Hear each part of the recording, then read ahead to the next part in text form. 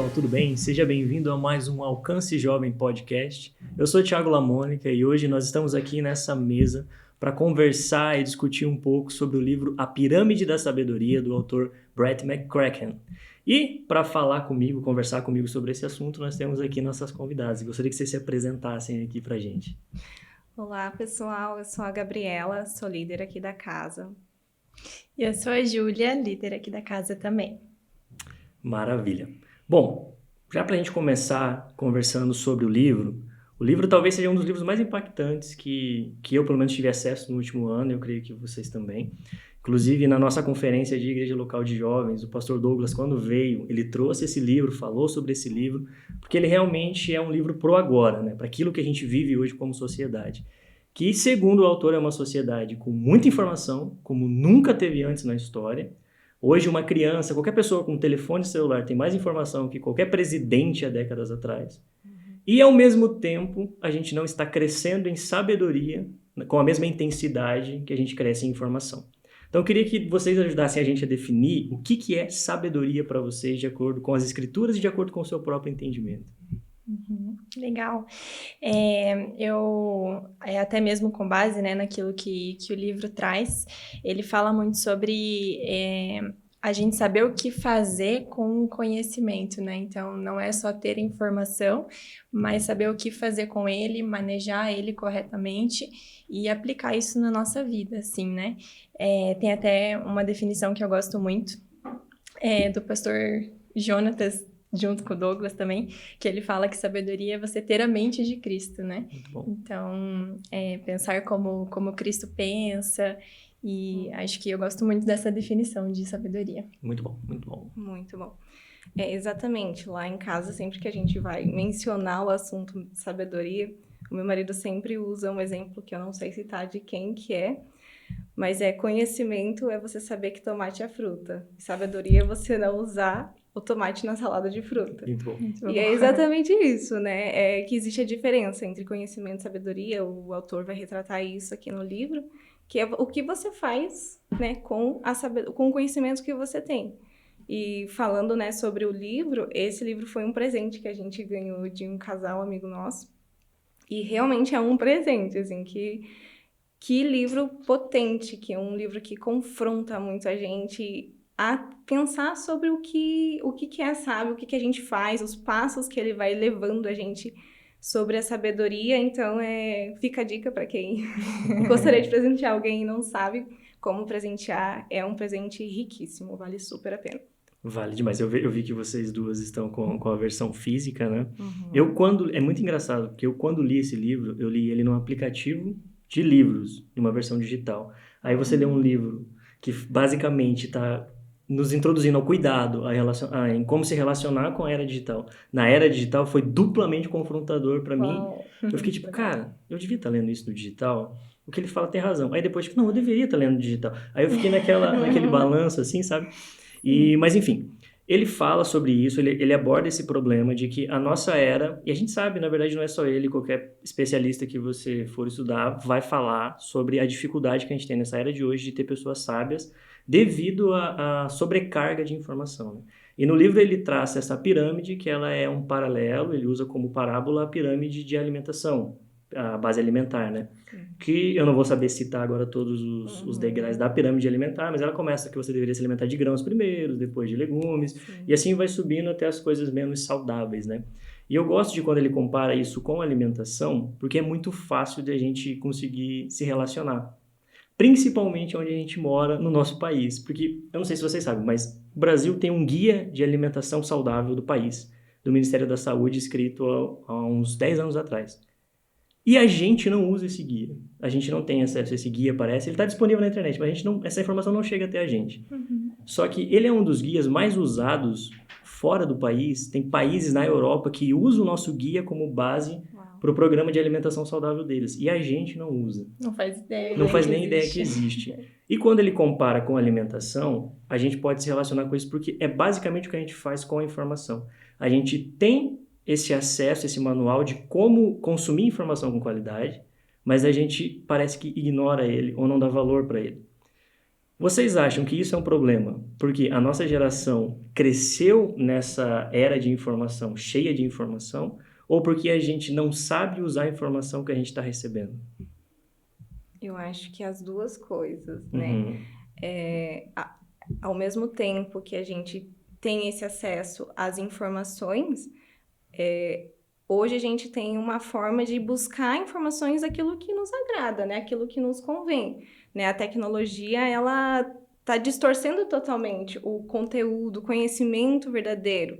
E, por exemplo, né, essa pirâmide que você está falando, esse guia que nós temos, eu mesmo não sabia que existia, apesar de tentar buscar uma alimentação mais saudável, mas olha só a potência que é, e a gente, com certeza, muitas pessoas não sabem, né, que existe, né, a relação aqui, por exemplo, da pirâmide, é totalmente o que a gente vive hoje na pirâmide alimentar, de verdade. Né?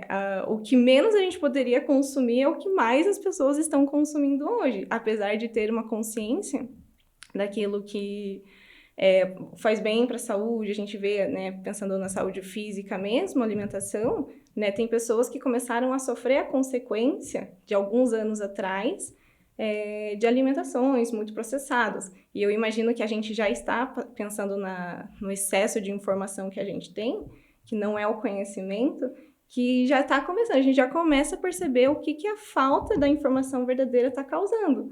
Né? A gente vê isso, jovens, né, que nós passamos ali, acompanhamos todo o crescimento das redes, né, da internet, e o que isso já está causando na gente. Imagine daqui um tempo, quando as crianças, por exemplo, forem jovens, forem adultos. Então, eu acho que existe esse parâmetro, essas duas coisas, né? A falta do conhecimento e a falta de buscar realmente o interesse, assim, sabe? Concordo com você. E, inclusive, eu acho que até respondendo a pergunta, né, também seria essas duas coisas, porque se muitos de nós crescemos nesse ambiente, né, de muitas informações, isso vai criando em nós um hábito, a gente se acostuma com isso, e vamos adequando, né, de certa forma, todos os nossos comportamentos, estilo de vida, de acordo com isso. Mas também o fato de a gente estar com esse tanto de informação que a gente não sabe como também processar e lidar com tudo isso, né? Tanto que daí o autor, ele fala, né, de muitas consequências disso, de como que não é o natural pra gente, pro nosso cérebro, pra nossa capacidade cognitiva, né, de ter toda essa quantidade de informação, por mais que na teoria ela pode ser útil, ela pode sim ser proveitosa, mas que na prática ela também pode trazer muitas consequências negativas, né? Então, ao mesmo tempo que tem a parte disso acabar virando um hábito, tem também o lado de a gente não saber muitas vezes como lidar com isso e gerar essa sobrecarga, né? Total. Eu tava vendo em algum lugar, eu não lembro aonde, mas ele fala sobre isso no livro também e ajuda a reforçar. Que o problema não é só ter uma grande quantidade de informação, porque a gente tem a grande quantidade de informação. Qualquer pesquisa no Google vai te gerar milhões de resultados e você vai poder ler milhões de formas diferentes de entender aquilo que você quer entender. Mas ele aponta um dos grandes problemas, que a gente vai chegar mais para frente, mas eu queria puxar um pouquinho para agora, das redes sociais. Porque hoje a nossa maior fonte de informação, na maioria das vezes, é usar redes sociais. Tipo, eu quero saber o que está acontecendo, eu quero saber qual que é a última novidade e tal. E o problema não é só a grande quantidade de informação, é também a velocidade com qual a gente consome essa informação. Né? Que, por exemplo, a gente está vendo ali, abre um Instagram, vamos olhar o feed do Instagram. Você está vendo lá, vai ter uma programação na igreja. Você nem presta atenção dentro da programação da igreja, você rola para baixo, tá a guerra da Ucrânia aconteceu. Você vê uma imagem triste, aquilo te comove, você fica emocionado. Aí você vai para baixo, você vê o resultado do jogo do Corinthians. Normalmente perde, que é o caso do meu time, normalmente tá perdendo, você fica triste. Aí você fica triste. Daqui a pouco você para de novo, tem um comediante falando um negócio super engraçado. Você fala, nossa, daí, pastor Luciano, sabedoria incrível. Você fala, nossa, ele é muito bom, cara. Meu pastor muda de novo. Ah, o Corinthians perdeu de novo. Essa consumo, assim, muito rápido, também atrapalha a nossa capacidade de gerar conhecimento e, por consequência, gerar sabedoria, né? A palavra vai nos dizer para a gente meditar na palavra de Deus de dia e de noite. Medita na sua lei de dia e de noite. Ele não fala leia, consuma. Ele fala medite. Meditar é parar, ter tempo e dedicar. Só que é contracultural e é difícil. E por ser contracultural e difícil, a gente acaba se entregando a essa onda. O problema de entregar essa onda, para não ficar sempre o famoso FOMO, né, o Fear of Missing Out, o medo de ficar de fora, ele causa ansiedade, causa muitos problemas sérios, inclusive doenças mentais. E a Júlia, ela vai poder ter mais autoridade para falar com a gente sobre isso, mas é realmente um grande problema esse consumo em alta quantidade, muito rápido, tem essa relação mesmo de causar problemas mentais, psicológicos? A gente está exposto a isso toda hora, consumindo isso toda hora? Sim, com certeza. Essa é uma reflexão muito importante, né? Inclusive, que o autor fala no livro. Pensando na capacidade que o nosso cérebro tem de absorver informações, que a gente acaba absorvendo uma quantidade muito grande, uma velocidade também muito rápida de informações, né? Mas também, se a gente for parar para pensar como que isso é também emocionalmente, a gente vê muitas consequências, né? Então, a psicologia cognitiva comportamental, por exemplo, ela vai explicar que a forma como nós nos comportamos está muito relacionado com a forma que nós pensamos, que vai gerar em nós determinados sentimentos, né? E querendo ou não, as informações que a gente recebe o tempo inteiro estão influenciando esses pensamentos que a gente tem. Então, cada notícia que a gente recebe, cada informação nova sobre alguma pessoa no Instagram ou sobre o time, né, que você vê ali, está produzindo pensamentos, está produzindo interpretações, gerando sentimentos e também influenciando os nossos comportamentos, né? E isso pode ser para algo positivo, mas também pode ser para muitas coisas negativas, né? Hoje em dia a gente vê a própria questão da comparação acontecendo muito nas redes sociais. Isso influencia muito para casos de ansiedade, para casos de depressão, até mesmo de estresse e tudo mais, né? Então, eu acredito que tem uma relação realmente muito forte com isso e que a gente precisa dar atenção, né, para essa situação, porque vai ficando cada vez pior, né? Quanto mais a gente vai mergulhando nisso, mais a gente vai percebendo os efeitos que isso pode ter pra gente, assim, né? Entendi. E eu observando isso, faz tempo que eu venho pensando nessa questão de nosso consumo de redes sociais até. Lá o pessoal da Célula brinca que o meu Instagram ele tem um único objetivo, que é repostar as coisas que a minha esposa posta, né? Eu virei até uma categoria lá que, tipo, quando esses dias uma menina tava lá e falou, meu marido tá igual o Thiago. Por quê? Ele não faz nada no Instagram, ele só reposta o que eu posto. Porque faz tempo que eu venho pensando e analisando como que eu tenho consumido isso. Porque existe essa questão mental que se a gente dá um passo para trás e vê, a gente vê que realmente influencia muito. A gente fica muito triste, muito emocionado, muito envolvido, só que muito, muito raso, muito superficial. Não vai pro profundo, né? Não gera ação esse sentimento, né? A gente só sente e joga fora. Existem outras coisas que também esse consumo muito intenso de redes sociais eu acho que pode atrapalhar na nossa vida. Uma coisa que você citou é a comparação. Outra coisa é o distanciamento que a gente tem do que é real das pessoas. Eu não sei se vocês já experimentaram isso, mas quando eu embarquei nessa de tentar me desligar um pouco mais das redes sociais, eu parei um pouco de ler e consumir muita notícia online. Por causa das eleições do ano passado, eu creio que muita gente passou muito tempo lendo e consumindo. E isso herdou um pouco da pandemia, a gente foi para casa e dentro de casa o único meio de se relacionar era através da internet, então a gente estava toda hora consumindo informação e virou um hábito, eu estava consumindo. Depois que passou todo aquele momento de eleição, eu resolvi dar uma pausa. Daí eu comecei a perceber algo nas minhas conversas com as pessoas. Alguém vinha me contar uma coisa, eu falava, não, tá, eu já vi. Ou você viu que aconteceu tal coisa em tal... Não, eu vi. Ah, você viu a mensagem? Não, eu vi. Você viu o resultado do jogo? Não, eu vi. Então, tudo eu sabia. Tudo eu entendia. Aí, quando eu comecei a me distanciar disso, o Brett vai falar sobre isso no livro, sobre essa questão de você não precisar consumir tanta informação, porque a informação importante realmente chega até você em algum momento. Eu comecei a ver que isso é verdade e é muito mais legal às vezes. Então, às vezes eu estava sentado na mesa, minha mãe, por exemplo, ia almoçar na casa dela, falava, você viu tal coisa? Não, mãe, eu não vi, me conta. E daí eu escutava e tinha aquela informação pela vista dela. E aquilo era muito bom, eu não precisar saber do que ela está falando e receber uma notícia de uma pessoa real sentada, tendo uma conversa e ouvir aquilo pela primeira vez. Perfeito. Eu não sei se vocês conseguem perceber, além desses problemas, outros problemas que a gente pode sentir na nossa sociedade, nos nossos relacionamentos, que esse consumo, toda hora eu sei tudo, pode atrapalhar na nossa vida.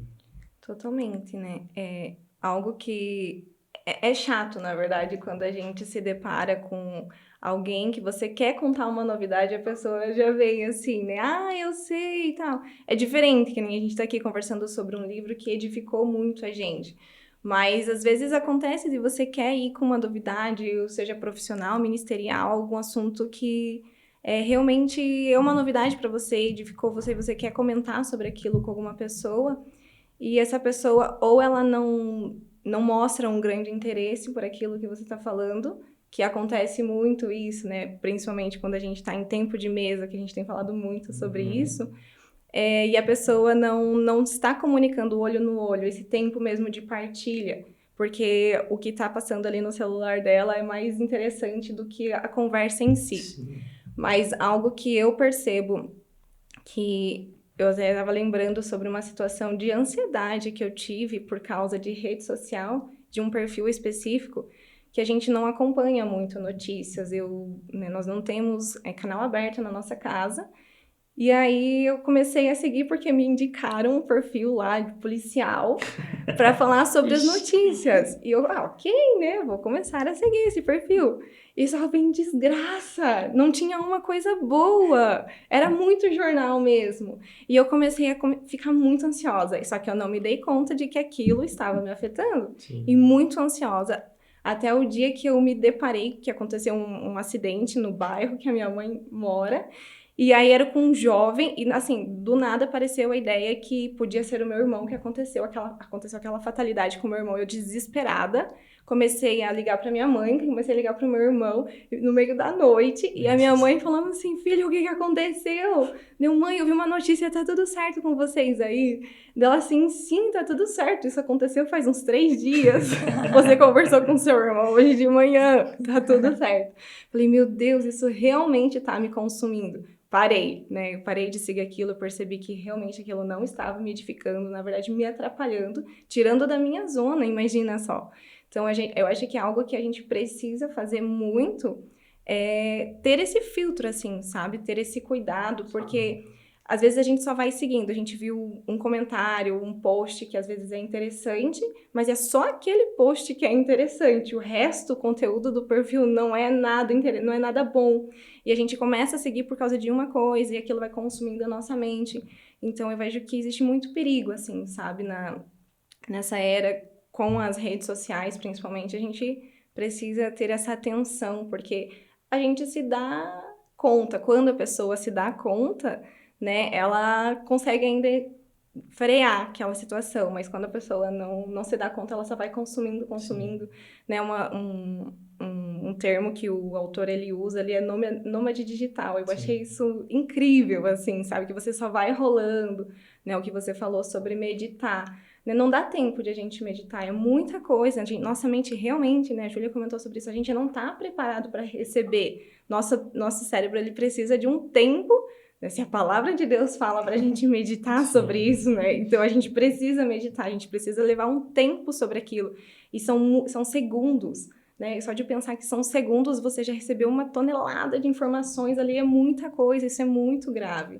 Então eu vejo que, né, quando o autor fala ali sobre, né, as doenças, é muito mental. E se a gente parar para analisar como que está a situação, né, eu vejo muito pessoas no meu contexto de profissional, no ambiente que eu trabalho e outros contextos, pessoas que realmente estão ansiosas, muito ansiosas.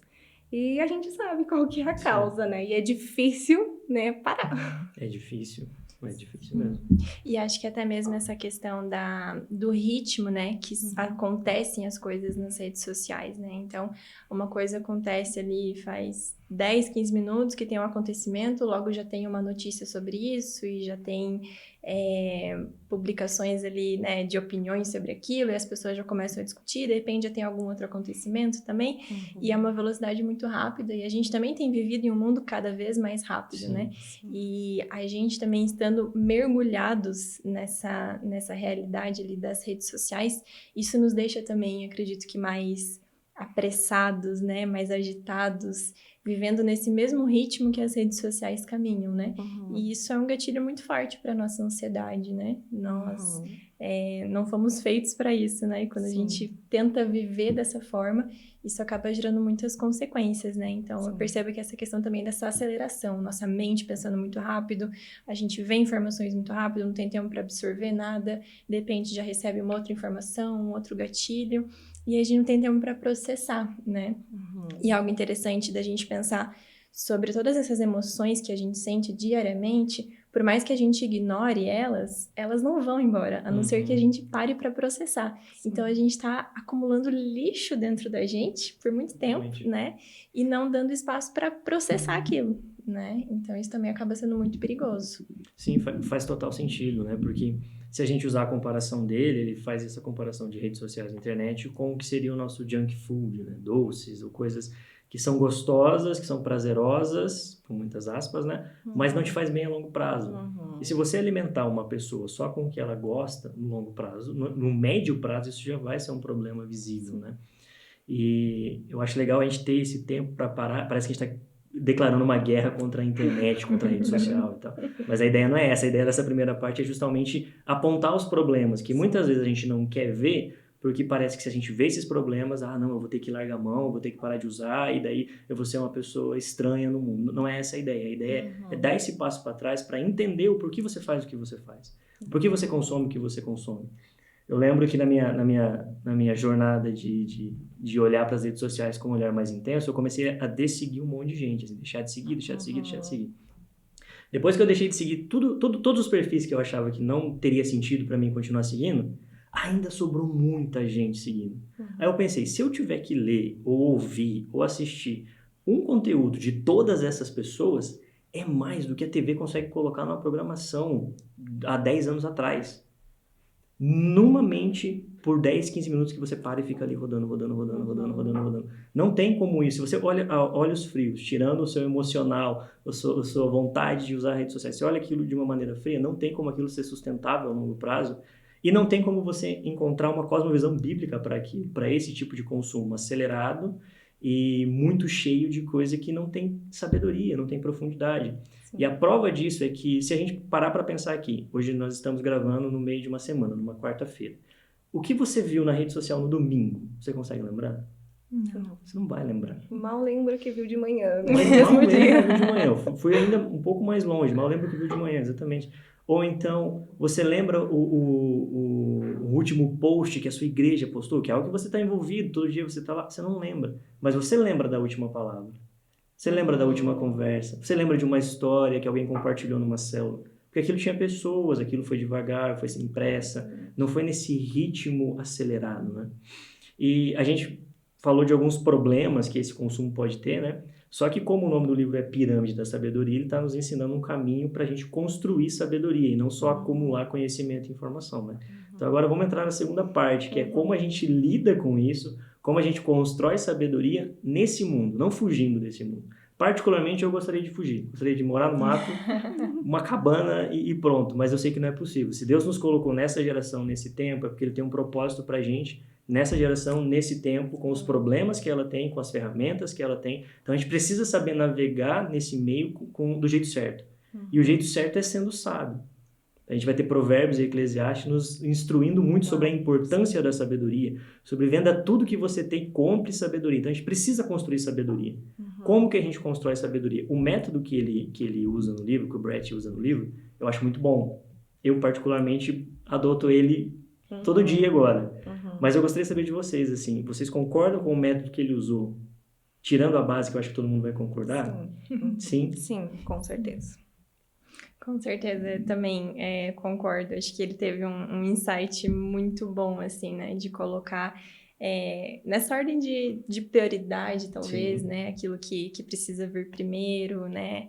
E ele não deixou de fora essa questão das redes, né? Da internet. Sim, Eu achei isso interessante, que ele manteve isso na pirâmide, só que ele deixou isso ali por último, aquilo que a gente deve consumir menos, né? No lugar certo, No né? lugar certo, exatamente. Eu gosto dessa comparação justamente por isso. Eu tenho um problema... Quando eu vou voltar um pouquinho atrás, quando eu casei com a Jamile, a gente vai fazer 6 anos de casado esse ano, a gente fez um trato que a gente não ia perder a mão numa vida saudável depois que casasse. Porque a gente ouvia todo mundo, depois você casa, você vai engordar, você vai fazer o quê? Você vai parar de fazer exercício? A gente falou, não, a gente vai fazer um combinado aqui e a gente vai tentar manter o mais saudável possível. E a gente entrou no casamento e a gente foi mantendo, assim, e mantinha realmente. A gente não tirou totalmente doce, açúcar, essas coisas, mas a gente tentou manter uma vida mais saudável. Só que eu tenho um grande problema com doce, mas muito grande, assim. E se tiver chocolate em casa, qualquer coisa que seja, principalmente paçoquinha, eu tenho um problema com paçoquinha muito grande. Nessa época de julho, junho, eu tô sofrendo com isso, porque todo lugar tem. Eu não consigo dizer não. E eu lembro que para aquele momento, quando a gente estava criando essa base, eu falei para ela, não dá para ter esse tipo de coisa em casa. A gente vai ter que tirar, porque se tiver, eu não vou conseguir me controlar. Eu vou comer excessivamente essas coisas. E para me ajudar na minha missão, ela topou. E assim a gente viveu, e foi indo tranquilo, só que eu achei que eu ia conseguir dominar isso. Só que a gente está fazendo 6 anos de casado e essa regra ainda tá valendo, ainda não pode ter, porque eu ainda tenho essa dificuldade. Eu acho que quando a gente olha, pensando assim, cara, se eu tenho dificuldade com alguns alimentos e eu tento evitar ele, se eu tenho dificuldades com algumas fontes de informação, ou com algumas coisas que eu acabo consumindo demais e me deixa mal, eu preciso criar uma fortaleza para evitar isso. E o principal ponto para conseguir criar essa fortaleza é você não estar com fome o tempo todo. Porque se você está com fome, você não pensa direito. Você vê a primeira coisa que você pega, ou a primeira coisa que te traz prazer e você come. Mas quando você está satisfeito, você está com os nutrientes certos, você consegue controlar melhor as outras coisas que você consome. Quando ele coloca a Bíblia como base, isso para mim faz total sentido. Porque eu só vou partir para me entupir de informação e de entretenimento rápido se a minha alimentação básica não estiver suprida, se o meu corpo estiver pedindo nutriente. E quando ele coloca a Bíblia como base principal de fonte de sabedoria, para mim é simplesmente não tinha como ser mais perfeito. Porque é impossível você estar alimentado da palavra de Deus e ainda sentir fome por essas coisas. Não sei se vocês concordam com isso. Com certeza, com certeza. É que a Bíblia, né? Existe um livro na Bíblia que fala sobre sabedoria. A palavra de Deus toda ela tem sabedoria, nos instrui o tempo inteiro sobre sabedoria.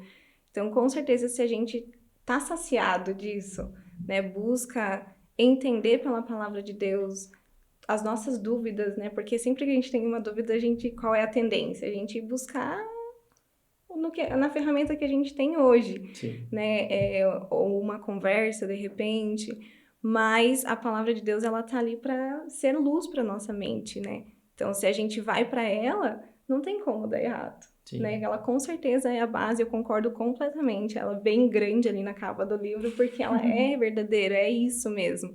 E é o essencial, né? Na vida, a gente cristão, né? A gente precisa. A palavra de Deus é a luz da nossa vida, a gente precisa. E eu concordo totalmente, com certeza. É isso aí. E a Bíblia é a palavra do próprio Deus, né? Daquele que nos criou e que é a fonte de toda a sabedoria, né? Então, se ele é a fonte da própria sabedoria, como é que a gente vai deixar de lado e não buscar as informações justamente nele, né? Nas palavras que ele tem para nós, né? E algo que eu pensei quando você falava, Tiago, é sobre se a gente tá suprido, se a gente não tá... com fome a gente não vai precisar, né, buscar ali outras coisas. Só que quando a gente tá com fome, qualquer alimento serve praticamente, Sim, né? exatamente. Então, o nosso filtro, ele acaba ficando prejudicado se a gente não se alimenta corretamente, né?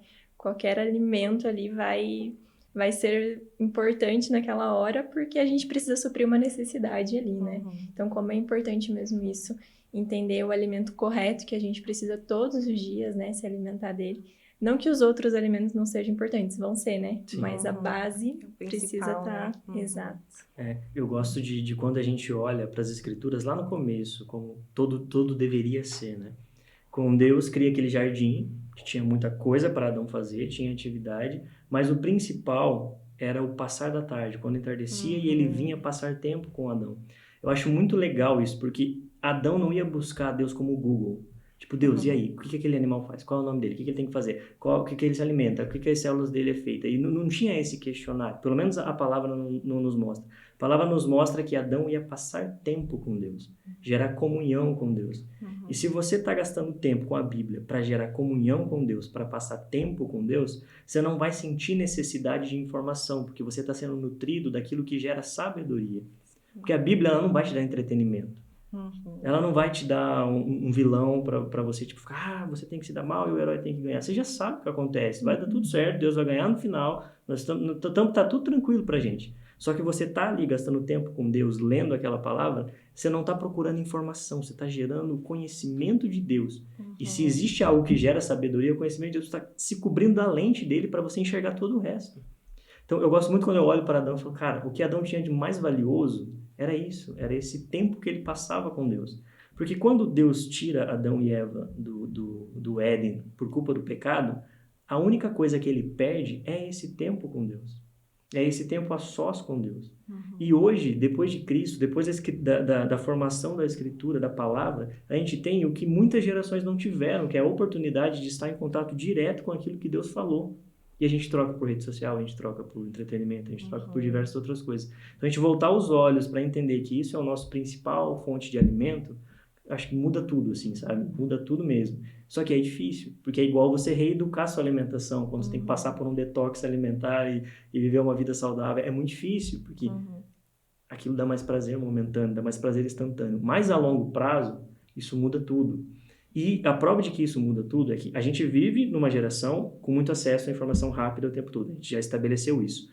E junto com isso, consequentemente ou não, ligado ou não, a gente tem uma geração como nenhuma outra na história que, inclusive cristãos, pregam contra a igreja, contra a comunidade, contra o conviver dos santos. Porque a igreja sou eu e meu quarto, e Deus estamos completos. Mas isso não gera sabedoria, isso não gera vida, que é inclusive o segundo degrau ali da pirâmide do Brett, que é a comunidade, a igreja. Sim. Se você passa tempo com Deus, na palavra dele, investindo em comunhão com ele, você vai se importar com aquilo que ele se importa. E aquilo que ele mais se importa é a comunhão, é a igreja. Então, quando ele coloca isso como segundo ponto, para mim isso é muito valioso. Porque eu sou uma pessoa, eu não sei vocês, mas eu sou uma pessoa introspectiva. Uma pessoa que tem vergonha, sou mais tímida e tal. Faz muito tempo que eu tento lutar com isso, mas é a minha personalidade, é ser mais retraído. Então, eu sempre quero estar mais quieto, mais na minha, com menos pessoas possível. Mas quanto mais eu me coloco à disposição de estar em comunidade, de estar vivendo com pessoas, você é nutrido de algo que é inexplicável, assim, sabe? Talvez seja realmente algo que só quem vive pode experimentar. É tipo ser pai. Você pode ouvir outras pessoas falar, mas só quando você é pai, você entende o que é ser pai. Só quando você vive em comunhão com pessoas saudáveis, você entende a importância e a alegria que é viver em comunhão com pessoas saudáveis. Eu não sei o que vocês pensam em relação a isso.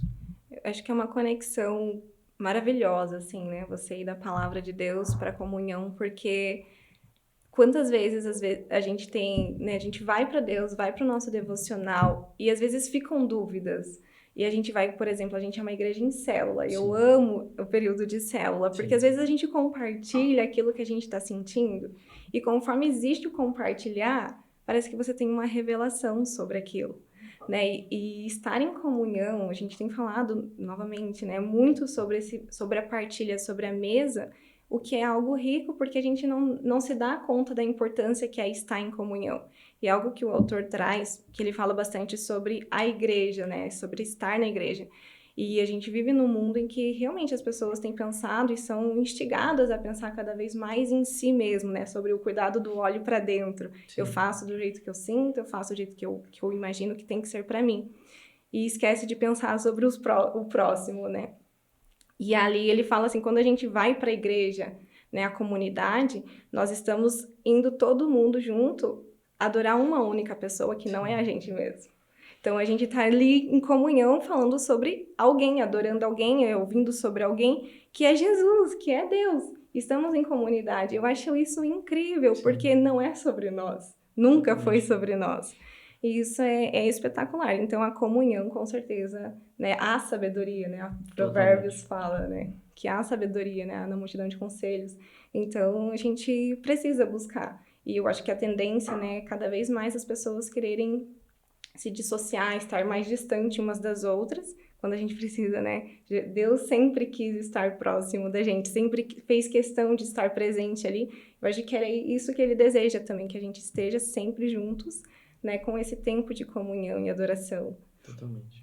Muito bom. Esse capítulo, para mim, que ele fala, né, sobre a igreja, para mim foi um dos que eu mais gostei, assim, da forma como ele colocou, né? Inclusive sobre isso que você falou, né, Gabi, de que não é sobre nós, né? Ele falou ali uma frase, alguma coisa assim, que a igreja nos humilha ao nos lembrar muito que não é sobre nós, né? É sobre Deus, e toda a igreja tá apontando para isso, assim, né? E até mesmo falando sobre a palavra, né? A igreja tá ali para também reforçar a importância da palavra, que é o que a gente vai estar buscando no nosso secreto, na nossa vida pessoal, todos os dias. E quando a gente vai para a igreja, a gente vai poder estar tanto tanto compartilhando aquilo que a gente está recebendo, mas também ouvindo de outras pessoas essa sabedoria, né? Ele fala, inclusive, da sabedoria geracional da igreja.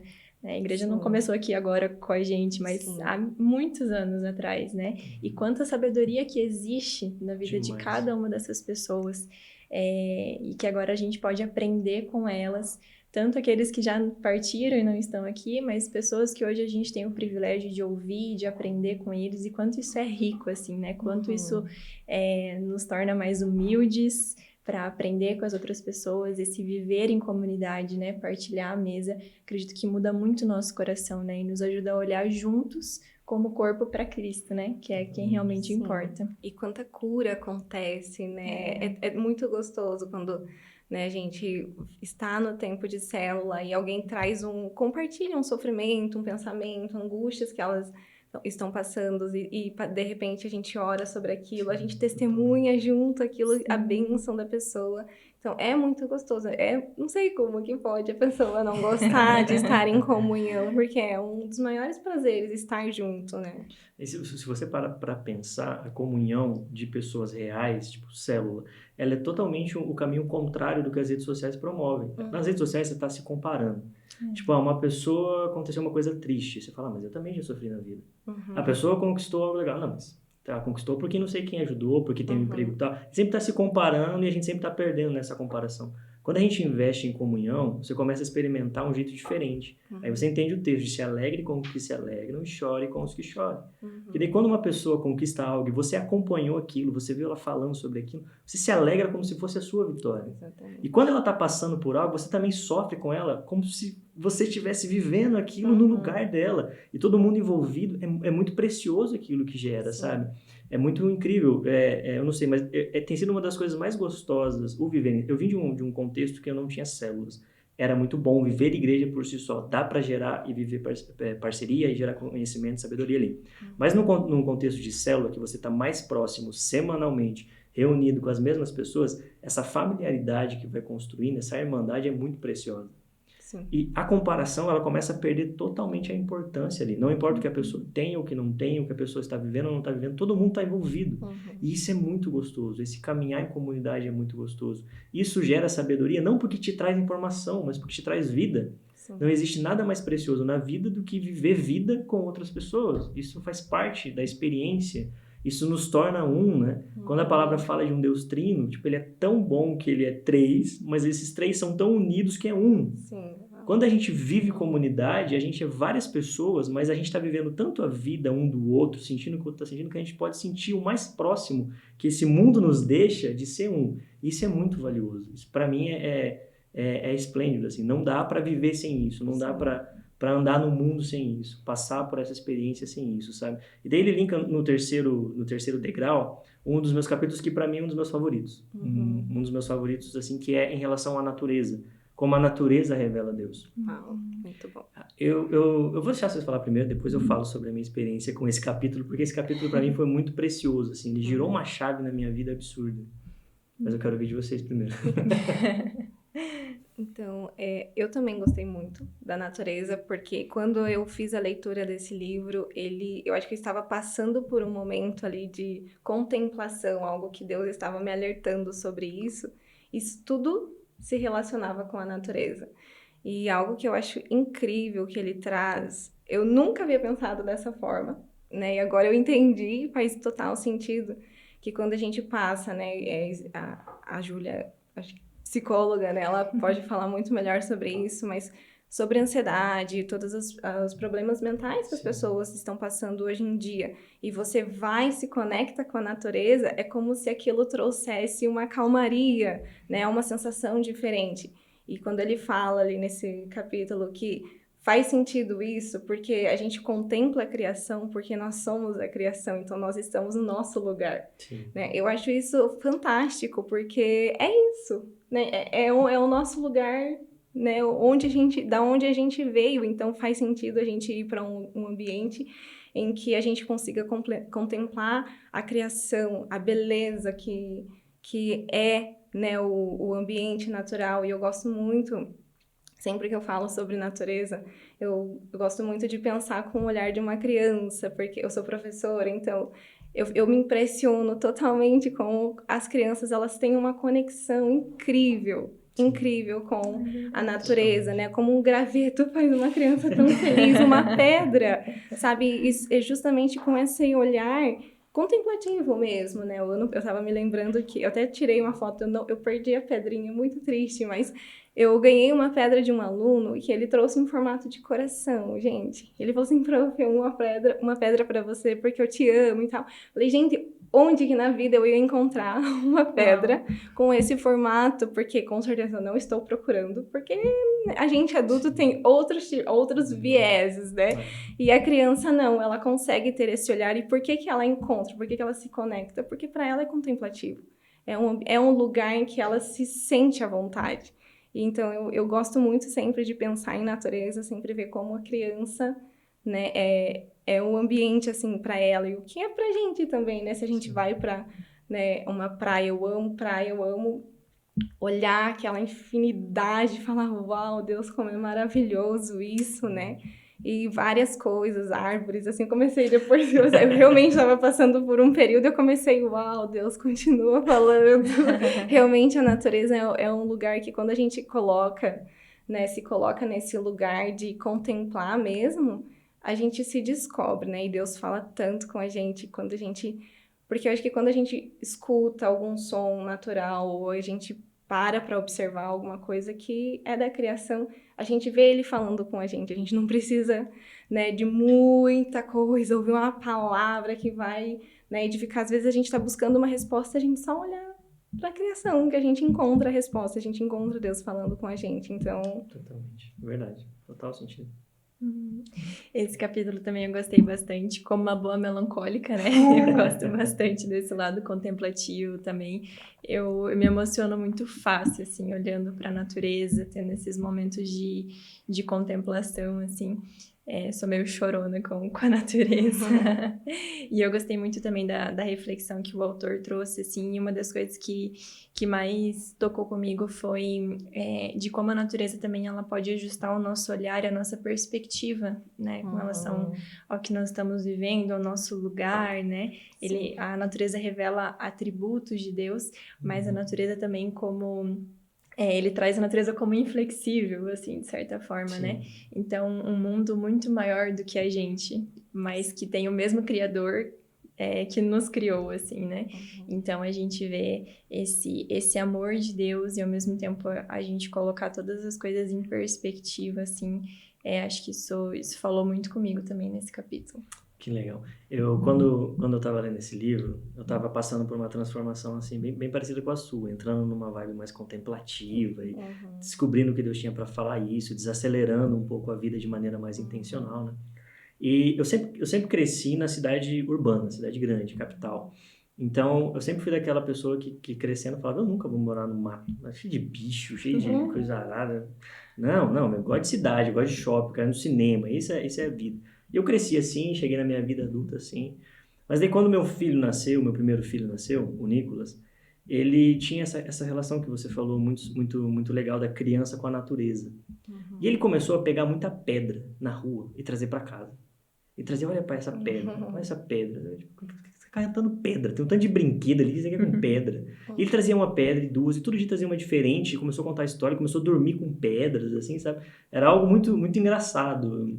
E vendo ele interagir com aquilo, ele pegava assim, no lugar que a gente mora, e começava a fuçar e procurar, e daqui a pouco ele vinha com uma plantinha assim, ele vinha, olha, para uma florzinha, e dava para a mãe dele. Eu comecei a ver como ele interagia com aquilo, eu comecei a pensar sobre a natureza com um olhar diferente. Aí quando eu li o livro, tudo que ele traz, tudo que ele explana sobre a natureza, para mim foi uma grande construção de uma nova perspectiva de vida, assim, tão forte, que eu comecei a olhar para a natureza com esse olhar assim de, cara, isso é muito grande.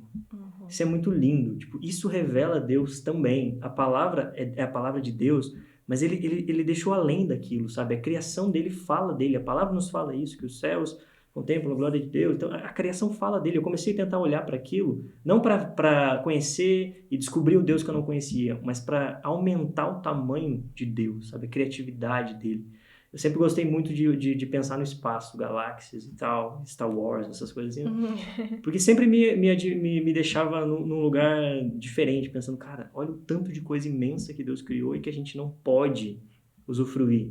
Mas é que não é sobre mim, é sobre Ele. É para mostrar a criatividade, a abundância, a capacidade dele de criar. Só que eu não prestava atenção na criação do meu lado, na árvore, na rua, no animalzinho andando, essas coisas assim, sabe?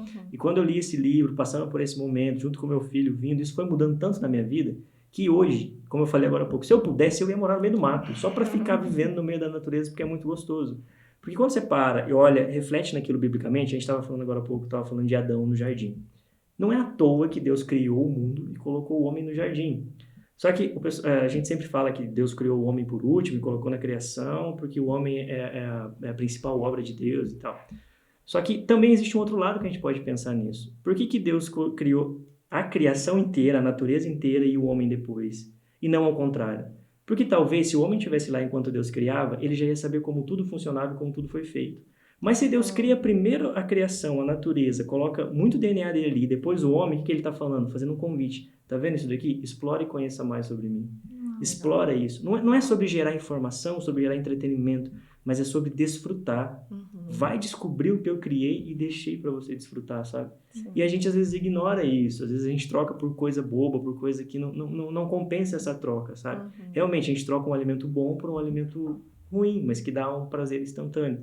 Então, esse capítulo em específico falou muito sobre mim. Aí, quando esse livro, ele pega a gente de uma maneira, não sei vocês, mas quando eu comecei a ler, eu não conseguia parar de ler. A escrita dele é muito convidativa. Sim. Então, você, geralmente tem alguns livros que você chega no meio, você fala, legal, ele já falou bastante coisa, mas ele fica meio cansativo o restante. O dele não, você está consumindo aquilo e cada vez a pirâmide vai ficando melhor. E pra gente encurtar 2 capítulos em um, depois que ele pula desse da natureza, que eu já tava num lugar tipo, nossa, contemplação, tudo que Deus faz é lindo, que maravilha, eu vou descobrir Deus como nunca antes. Ele trouxe as características de livros, beleza e arte. São capítulos diferentes, mas vamos juntar tudo aqui na nossa discussão para ficar mais fácil. E ele fala sobre a capacidade de livro de gerar sabedoria, porque livro, ele não é um post na rede social que você entra, escreve qualquer coisa, aperta publicar e todo mundo lê. O livro passou por uma pessoa que escreveu, por uma pessoa que leu, outra pessoa que editou, outra pessoa que foi fazer a diagramação, e daí o lojista. Passa por um monte de gente, aquilo tem que ser aprovado por um monte de gente. Não, que isso está escrito faz sentido porque todas essas pessoas leram e concluíram que aquilo fazia sentido. E ele ainda afirma que os livros antigos têm ainda mais esse poder, porque se ele passou por todo esse processo e ainda existe toda uma geração de pessoas que leu e continua indicando aquilo, significa que aquilo tem sabedoria, por causa de toda essa curadoria envolvida em cima da criação de sabedoria do livro, né? Então, isso é um método de sabedoria, e eu concordo com ele, vocês podem falar sobre isso depois também. E junto com isso, ele traz a questão de beleza e arte, né? De você ouvir, ver algo e reconhecer Deus naquilo. Né? Você tem uma cosmovisão tão bíblica que tudo que você olha, não que ela seja Deus, mas você pode ver características de Deus naquilo. E, particularmente, eu gosto muito de cinema. Sempre gostei muito de cinema. E o autor, ele é crítico de cinema também, né? Então, ele gasta um bom tempo explorando sobre isso. E esse olhar de você ver uma arte feita por uma pessoa, ela sendo ou não cristã, você vê aquilo criado, várias pessoas passaram por um processo, uma história contada, técnicas de fotografia, técnica de iluminação, técnica de um monte de coisa, e você olhar para aquilo te toca de um jeito muito diferente. Acho que, falando um pouco, né, desses capítulos, um que falou muito comigo foi do livro, assim, né, e ele trouxe uma perspectiva que eu nunca tinha tido antes, assim, sobre o quanto que treina nossa empatia quando a gente tá lendo o livro de uma pessoa, né? Porque isso, querendo ou não, é a gente entrar na posição ali do autor, né? Se colocar no lugar dele, entender a perspectiva, o ponto de vista que ele tá nos trazendo, né?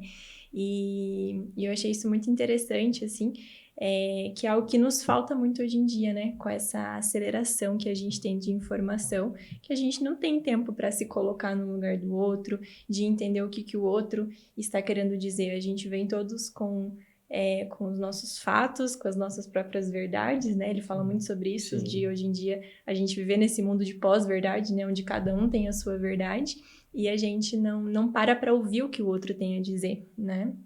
E eu achei muito legal essa perspectiva que ele trouxe, assim, de numa leitura a gente conseguir se colocar no lugar do autor.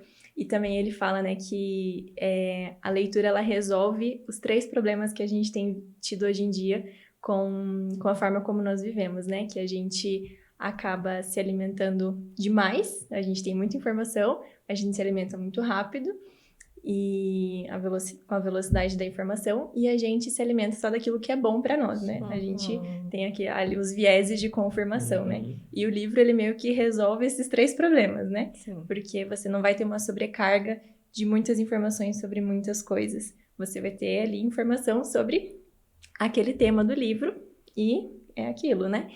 E a velocidade também não é acelerada, porque você precisa tirar um tempo para se dedicar naquela leitura, para absorver aquelas informações, e você não tá só focado na sua própria visão, naquilo que só você pensa, porque você tá tendo essa empatia de se colocar no lugar do outro, né? Então eu achei sensacional esse ponto que ele trouxe.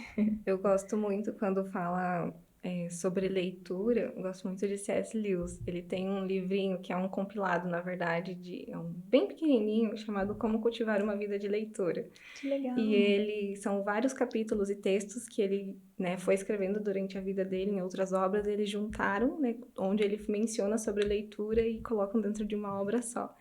E uma das coisas que são muito interessantes é exatamente isso, porque ele tem uma frase que ele fala assim: quando você lê todos os tipos de ficção ou não ficção, romance, você pode ser 1000 homens e continua sendo você mesmo. Assim. Então, eu acho que a leitura, né, conecta muito com isso que você está falando, né? Que a gente não só olha com o olhar da pessoa, mas a gente vive aquilo, porque existem leituras que são muito convidativas, que você se aventura. Eu gosto de ler, então tem livros que, principalmente romance, quando eu leio, eu fico triste que acabou aquele livro. Ai, que vontade de ler de novo.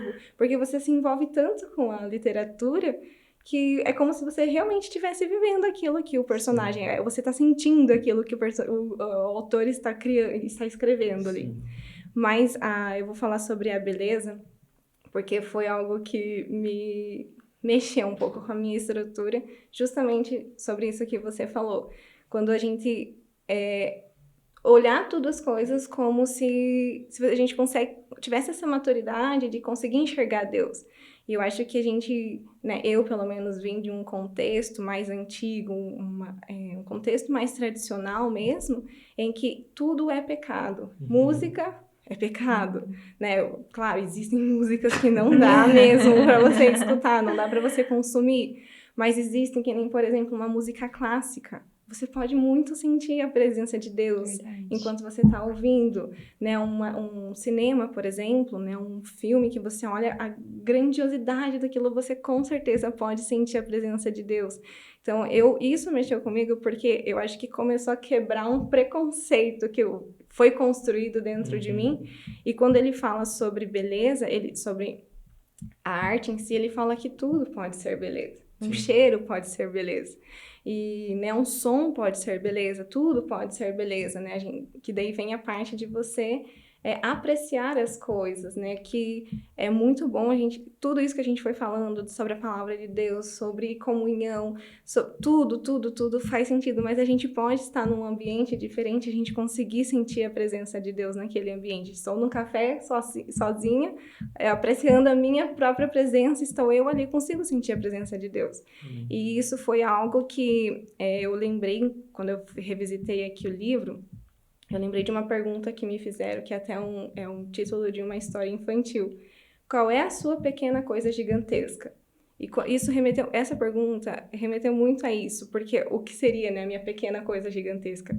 Algo que, a ver de várias pessoas, pode ser algo inútil, talvez, algo básico, mas que para mim é importante, é belo, é gigante isso.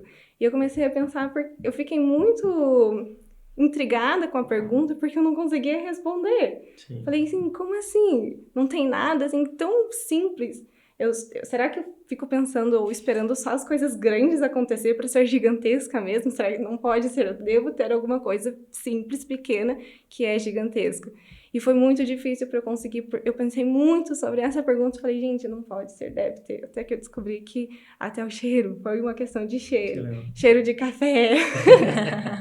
O cheiro é uma coisa muito gigantesca. Então, eu acho que ele traz justamente essa questão de a gente valorizar as pequenas coisas, né? A gente ter esse olhar em que tudo fala, né? Eu acho muito legal quando a gente fala sobre isso, menciona sobre isso, que tudo fala, tudo pode falar, né? Você pode ver uma placa e isso pode estar falando com você.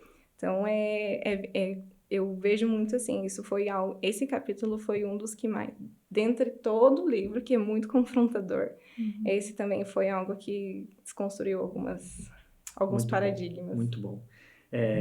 A gente poderia ficar investindo muito mais tempo falando sobre ele, porque ele realmente convida a esse diálogo, né? Mas para a gente encerrar aqui, padrão redes sociais, qual é a maneira mais assertiva e com mais sabedoria que a gente pode usar as redes sociais?